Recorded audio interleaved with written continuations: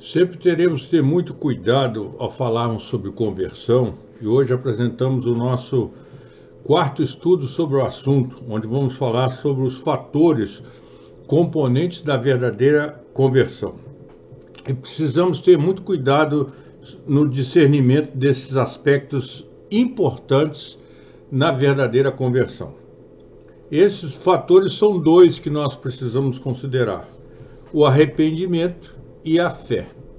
Arrependimento e a fé, conforme o Evangelho de Marcos, no capítulo 1, versículo 15. São dois fatores. E apenas para fins didáticos, nós podemos dizer, nas palavras de Berkhof, que é o autor da teologia sistemática que nós normalmente estudamos, que o arrependimento é retrospectivo e a fé é prospectiva. O primeiro, o arrependimento, se relaciona diretamente com a santificação, ao passo que o segundo, a fé, se relaciona de forma estreita com aquilo que nós podemos chamar de vida da fé ou vida pela fé. Esses dois fatores que nós precisamos considerar, esses dois fatores, arrependimento e fé, são indispensáveis na conversão. Onde ocorre somente o arrependimento, não há verdadeira conversão. Esse arrependimento não é real, não é para a vida. E onde ocorre somente a fé, não há verdadeira conversão. E essa fé não é a fé que salva, não é a fé salvadora. Portanto, na conversão, esses dois elementos são fundamentais: arrependimento e fé. Quando nós ouvimos falar na expressão arrependimento para a vida, nós podemos considerar isso no sentido muito amplo, abrangendo propriamente o arrependimento e também a fé. No breve catecismo, na pergunta 87, nós não encontramos a palavra conversão, e sim a expressão arrependimento para a vida. Conversão é arrependimento para a vida. E esta razão é fundamental para nós considerarmos, arrependimento e fé. Esses dois andam juntos, e na verdadeira conversão é preciso que eles aconteçam de forma simultânea, de forma conjunta. Nós temos os elementos que nós podemos chamar de intelectivo, de emocional, elemento emocional, e também o elemento volitivo. O elemento intelectual refere-se ao conhecimento do pecado. Esse conhecimento vem pela consciência suficientemente responsabilizante. A consciência que nos responsabiliza, conforme Romanos capítulo 1, versículo 20, versículo 21 e versículo 32. E Deus, nesse caso, usou de grande tolerância, conforme Romanos 3:25, usou dessa tolerância pela lei, Romanos 3:20, e pelo Evangelho, conforme João capítulo 8, versículo 7, versículo 21, versículo 24 e também versículo 34. Também Evangelho de João capítulo 9, versículo 41 e também versículo 22 do capítulo 15 do Evangelho de João. E é necessário, é fundamental que você confira todos esses textos. E o conhecimento intelectivo é necessário, mas por si só não é suficiente. Ele é insuficiente. Pode até levar a pessoa a temer o castigo divino, sem, contudo, produzir na pessoa tristeza pelo pecado e aversão pelo pecado. A conversão, ela produz em nós tristeza pelo pecado e também aversão pelo pecado. E o conhecimento intelectivo da mente pode levar a pessoa a temer o castigo eterno, mas sem gerar nela tristeza pelo pecado ou aversão pelo pecado. Nós temos também na conversão o elemento emocional. O elemento emocional. O arrependimento em si, ele produz tristeza pelo pecado. Produz mesmo, tristeza pelo pecado. O pecador arrependido, ele lamenta do profundo da sua alma haver ofendido ao Deus santo e justo. E nós podemos entender isso basicamente e perfeitamente no Salmo 51, onde Davi exemplifica bem esse aspecto da vida. Como no caso anterior, né, o elemento emocional é necessário, mas ele isolado, só elemento emocional, ele é insuficiente. Nesse caso não passa de remorso.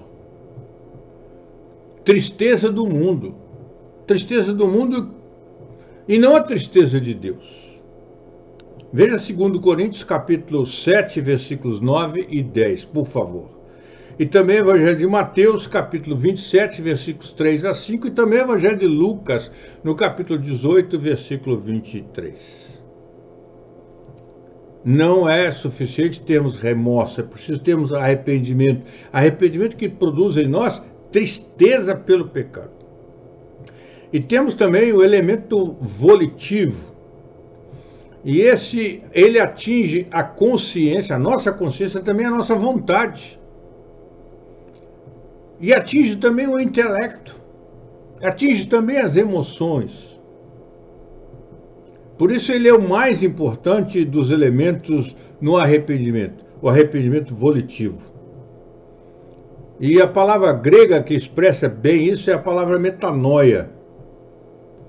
No Salmo 51, você pode verificar aí na sua Bíblia, no Salmo 51, os versículos 3 a 5, versículos 3 a 5 do Salmo 51 expressam esse elemento emocional. E os versículos 10 e os versículos 14 expressam o elemento volitivo. Mudança de propósito para buscar o perdão e buscar também a pureza. Se você se lembrar no apelo que Pedro fez no dia de Pentecoste, ele empregou lá o verbo metanoia. Ele apelou para a mente, para o coração e para a vontade dos presentes.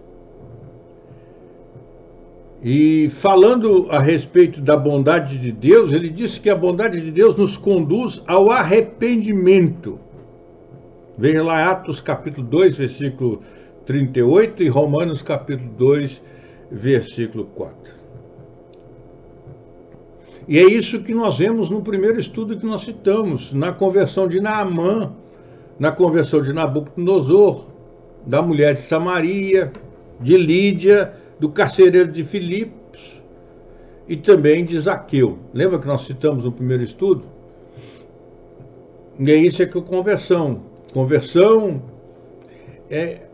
tem que vir acompanhada de arrependimento e fé. E tem 3 elementos que compõem a conversão. O elemento volitivo, que é o mais importante, o elemento emocional. Sim. E também o elemento intelectivo. Nós precisamos considerar que eles são importantes na conversão, juntos, todos. Mas o volitivo, que mexe com todo o nosso ser, com a nossa vontade, com as nossas emoções, que mexe com o nosso ser, com o nosso caráter, esse não pode ficar ausente de forma alguma. Hoje o que nós vemos muito é as pessoas acharem que se converteram porque choraram. É o elemento emotivo. Tiveram uma crise de choro, então se converteram. Não. A pessoa pode ter crise de choro e não sentir tristeza pelo seu pecado. Não é o intelecto. Medo da condenação eterna, medo da punição trazida por Deus, não é o intelecto, o elemento intelectivo que vai comprovar a verdadeira conversão, mas é o elemento volitivo, que atinge a consciência, a vontade, atinge o intelecto e atinge também as emoções. Consideremos a importância de tudo isso ao entendermos que conversão implica em mudança de vida. Em mudança de vida. É isso que é conversão. Que Deus assim nos abençoe para que nós possamos compreender, assimilar esses estudos rápidos, pequenos, mas importantes na nossa compreensão. Esse é o quarto estudo. Já fizemos o estudo número 1, estudo número 2, estudo número 3 e esse é o de número 4. Se você não tem algum desses estudos, você tem aí o nosso WhatsApp, você pode me mandar um WhatsApp e eu teria o máximo prazer em enviar para você os estudos que você não tem até agora. Que Deus nos abençoe e que Deus faça em nós acontecer, em cada um de nós, a verdadeira conversão. A verdadeira conversão. Amém.